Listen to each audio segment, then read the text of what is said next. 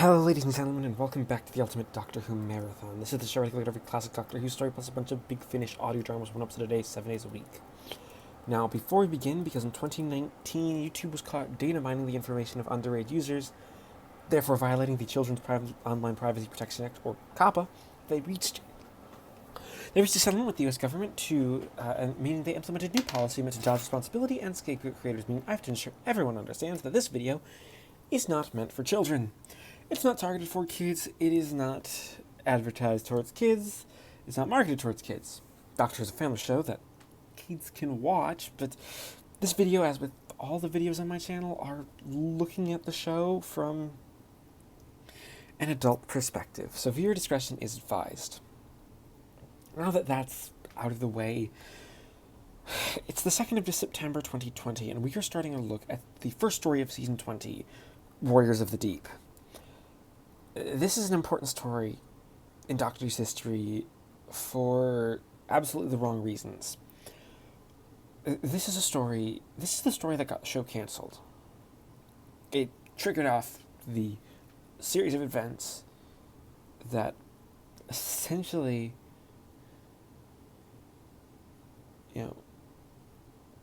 so essentially you see the absolute, this is the story that you see, that from here you see the degradation. Now, this isn't to say there aren't good stories.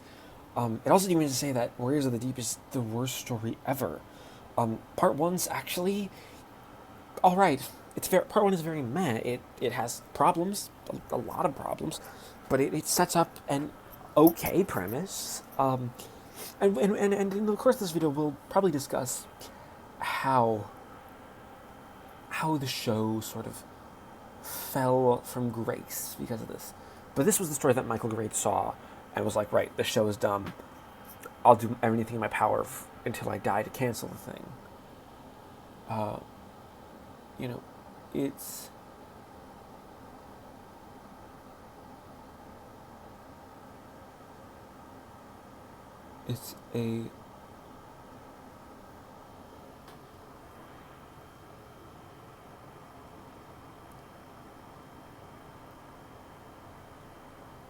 It's a very, very different thing. Let's talk about one of the big problems with this first episode, at least. The Doctor, Tegan, and Turlough don't get into the story basically until the end of the first episode when we get to the cliffhanger. But the premise is there's this sea base in, I think the year is 2084, 100 years after this story, and the world is on the brink of nuclear war, and this base, for some reason, the guy in charge of launching the missiles got murdered, and his, trainee, it doesn't have the stomach for it, which I guess that's kind of a fair analysis, but not necessarily, perfect. It's one of those weird little things where you're like, okay, that's just an odd thing. You have this mad scientist, Doctor, I think Solon, played by, it's a mad scientist doctor lady played by Ingrid Pitt, who is fun, and the base commander, who is kind of dull. A lot of the actual characters are really, really dull. They don't get any personalities, which is where a lot of this falls flat, because this is a story where you kind of need. Yeah. The Doctor's name is Solo. Ingrid Pitt's fun. The guy playing Maddox is whiny but fun.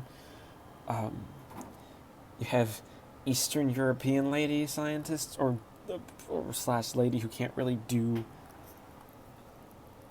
decide on an accent that she's supposed to be going for. This is just weird. In a lot of ways, it's but the base is entirely based in uh, in what the in what the story sort of needs to build up to basically the point where Silurians invade. Though the Silurians are now fish reptiles instead of just reptiles. Like, oh, also the Sea Devils are here too. Um, but yeah, it's a. This is a story. This is a story where you just like ask the question like, okay, what? You get the question of like, wait, what was the story going for? What? Who were these characters? What were they doing? Why are they? Why are we supposed to be interested in them? Um, it's just this weird story because of that. You don't get to see um,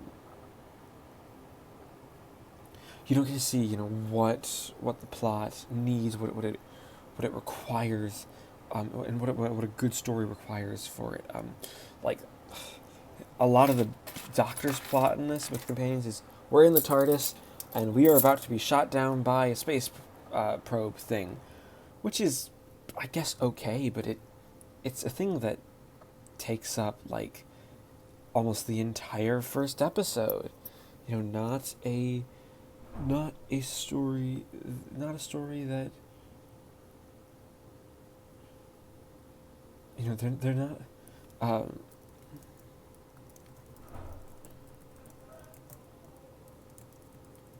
you know, it's not some amazing story because of this. It's just kind of there. And honestly, it's an okay start. The Silurian designs, actually, I don't mind the Warriors of the Deep redesign. They look actually pretty serviceable, though you can kind of tell that the actors can't see out of them, which is a shame because, actors need to see to be able to act. Um, yeah, this first episode, uh, uh,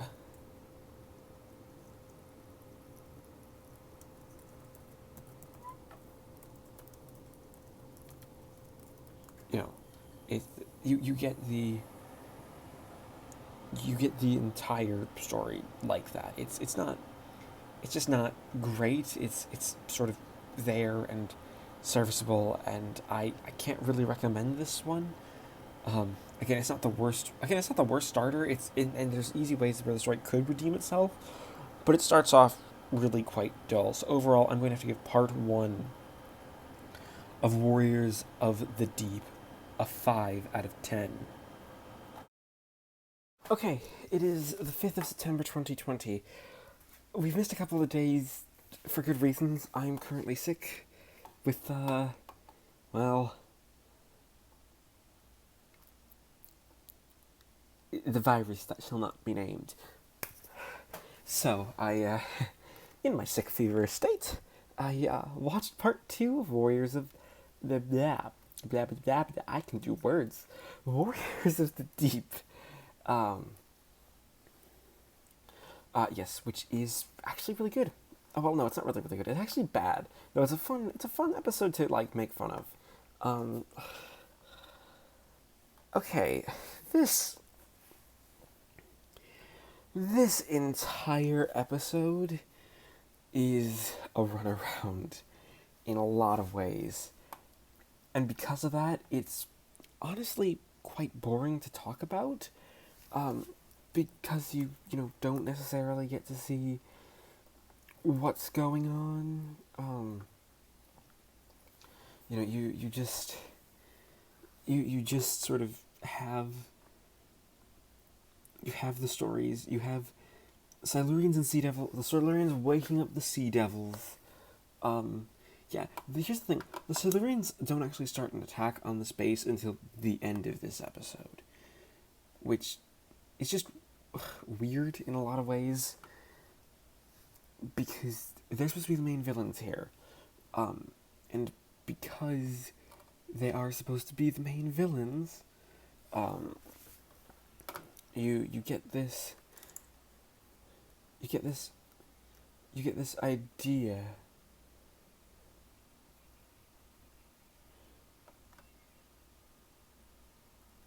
Yeah, this is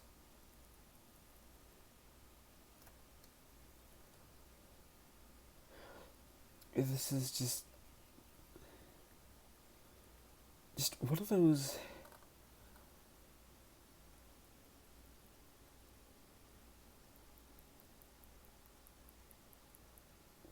things where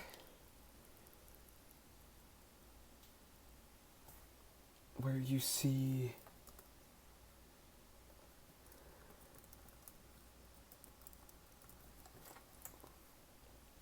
the story basically build up to the attack. The doctor's running around, Tegan and Turlo are running around, and that last cliffhanger was already really bad. Like it's one of those things. It's one of those things where you don't get to see, you don't get the actual story. You just get you just kind of get what the plot is sort of going with. It's not really that much of a big turning point story for the characters or anything. It's just, for a lot of it, it's just kind of there, and you really feel like, okay, there should be something more here, something a lot more, a lot more to be explored. Like, all the characters are kind of really bland. Like, they aren't at all interesting. A lot of them are just kind of there, and like, okay, we're a bunch of characters. We are, and we're doing a thing. And that's one of the things that I can't really say is good. This is also a story where, again, as mentioned in part 1, this is the story where obviously this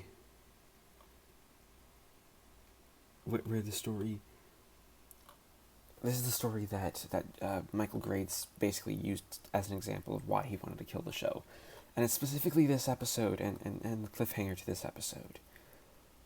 The cliffhanger to this episode is the Merca, which is this giant sea monster. Now, the Merca as an idea is actually really good, and we'll eventually actually see a version of the Merca in an audio drama that works really, really well. But as it stands here, it just does not...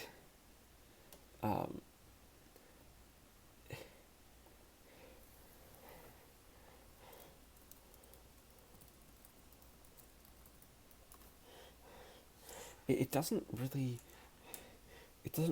you don't really get to see, some amazing sort of thing. You just see this, you just get this creature that, isn't,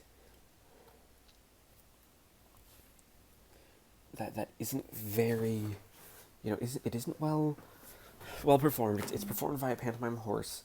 It looks bad. It doesn't look like a sea creature, or at least the sea creature that the story makes it out to be. It looks more like a completely, random sort of thing. Something that I just, I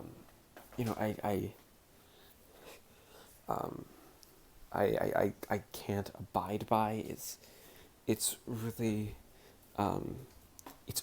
just, I want a weird production decision, and just a weird decision in general to have this creature this Merca be such a big cliffhanger. Also, this story also just wastes Ingrid Pitt's presence. She is really, really boring.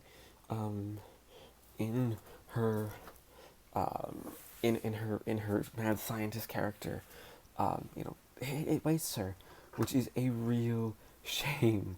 Because Ingrid Pitt is a great actress. So honestly, this episode is dull and laughably funny with a cliffhanger. So overall, I'm going to give Warriors of the Deep Part 2 a 4 out of 10. Okay, it's the 6th of September, 2020. I just finished watching Part 3 of Warriors of the Deep. And boy, this episode is bad. Yeah, the story started off average and started to tank last episode, but this is the episode where it really, really doesn't work well. This is a story where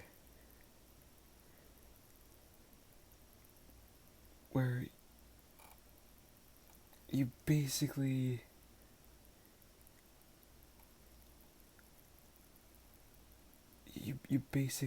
see all the characters running up and down corridors as the Silurians and the Sea Devils and the Merca, I guess, invade this base. Now let's talk about the Merca. It's a pantomime horse, and it looks bad, especially in this episode where it gets a lot of screen time, and it is just shot head on. Honestly, this is a creature that you really, really don't need to see. You really don't need to see as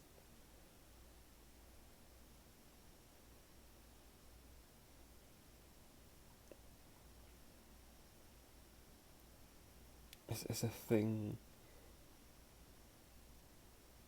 As a thing.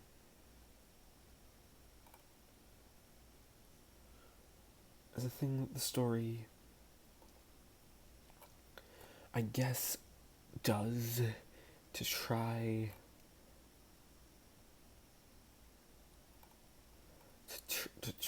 to be what the story sort of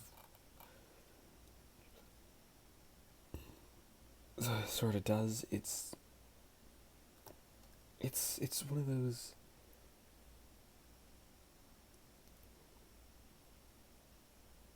It's one of those weird little sort of things where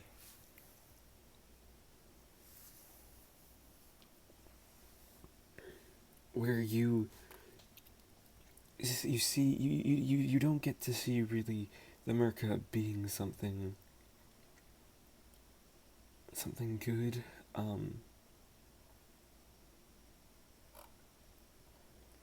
This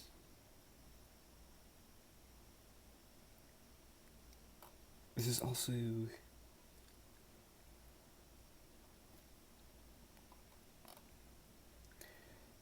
also one of those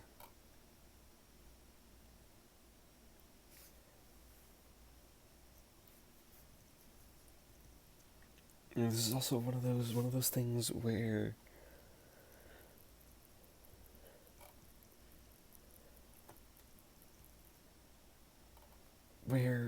you don't really get to see what the story can do. You just see the story as it is. Like, this is not your standard plot. It's just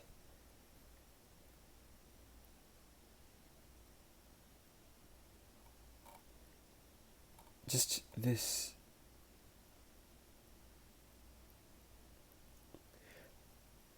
very, very, very different things that the story It does. There's also the issue of this episode just being running around corridors. Like, okay, so you had the Doctor Solo character and the evil male character. I don't even remember his name.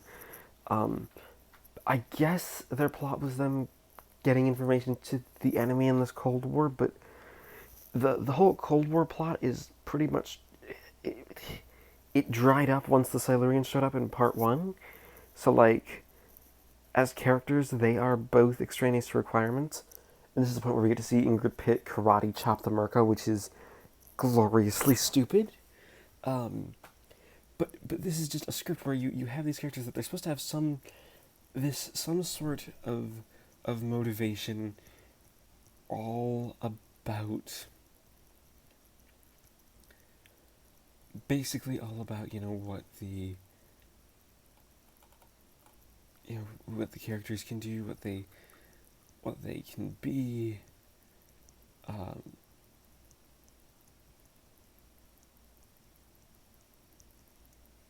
is it's this very it's this very very different thing. Um,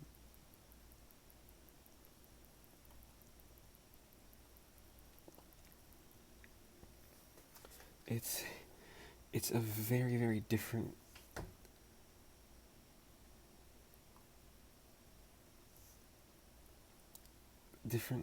different story as it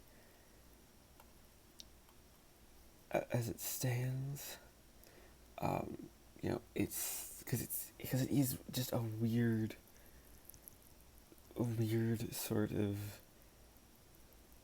thing that the plot can do. Um,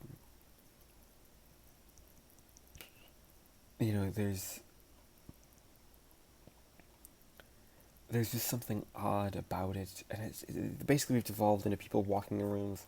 Like Peter Davison is clearly bored. Everyone is is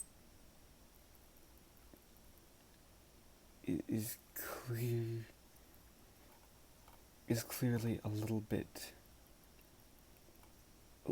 just bored with this weird shit. Like everyone is sort of they're trying to do something.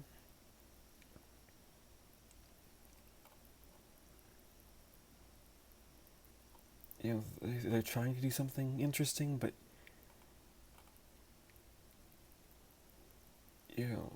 there's there's nothing at all that the plot really does that can be taken as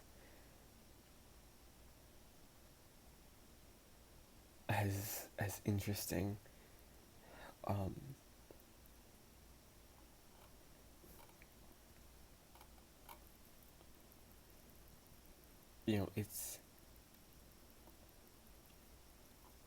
it's just a very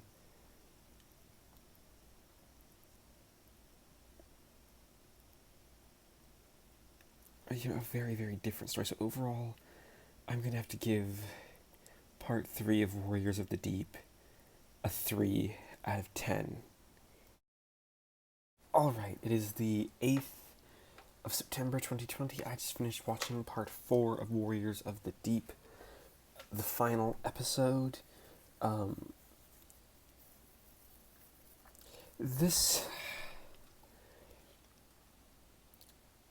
This is an episode that ends on a pretty famous note. This is the episode that famously ends with the Doctor saying there should have been no another way, as essentially everyone on this base, including all the Silurians and the Sea Devils, are dead. And honestly, the ending, it's definitely an ending that's provocative, and an ending that, that demands attention and demands respect. But as many other endings go, this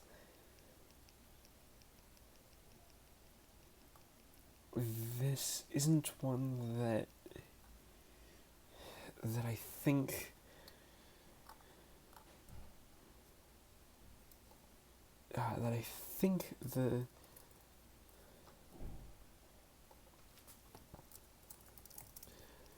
that I think the Johnny Byrne, the author, completely thought through. Mainly because it's one where you see the Doctor kind of at his lowest point, and that's kind of sad.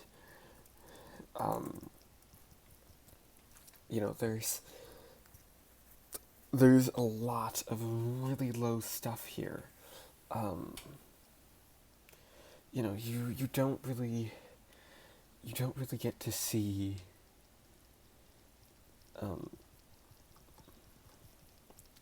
you don't really get to see a bunch of interesting things. This episode, again, like the previous one, is just running around corridors until we have to gas the Silurians.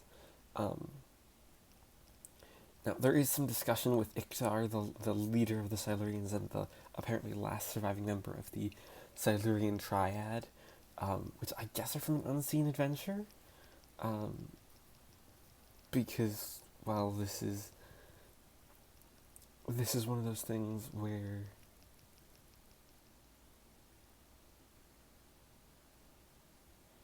you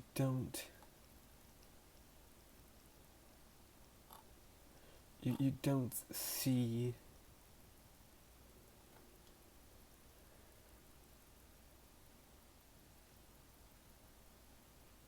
you don't see the story finish. You just see it as it is, that this is what the story is doing. It's playing around with a bunch of these little different things, different really cool things, but still different things nevertheless. That I really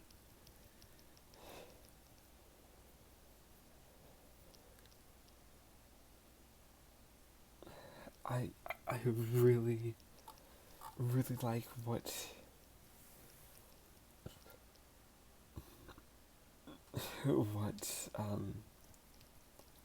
the story does.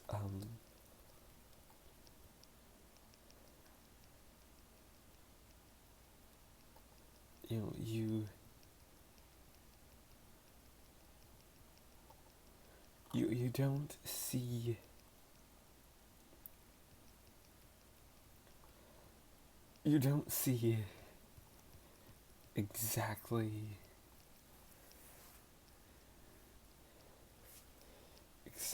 where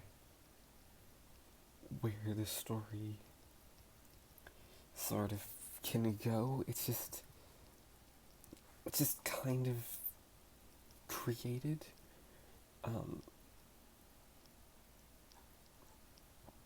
Like you have this death, and a lot of the ideas of the Doctor's trying to stop the death, but he actually doesn't do much because kind of the situation has already spiraled out of control by this point. I mean, at least by this point, you don't have to deal with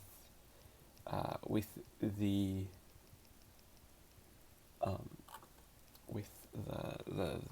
weirdness that is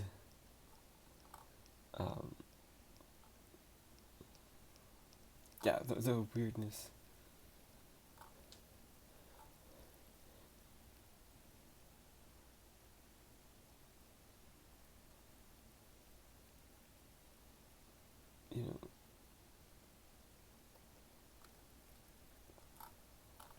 there's something so very,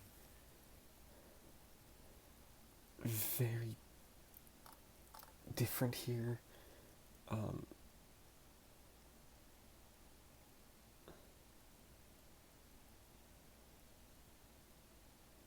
It's